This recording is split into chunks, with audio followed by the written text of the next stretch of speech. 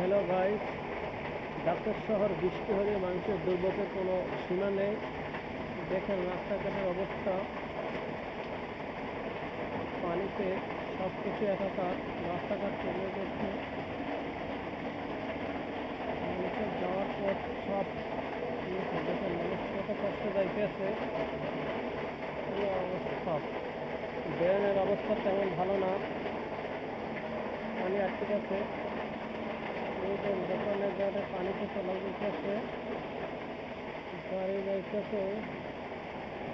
কি অবস্থা, রাস্তাঘাট দেখেন, যেদিকে শুধু পাহাড়, শুধু রাস্তাঘাট দেখেন না, কি অবস্থা, ভয়াবহ। এই হলো রাস্তার পরিস্থিতি। যাই হোক, সবাই চ্যানেলটাকে সাবস্ক্রাইব করবেন।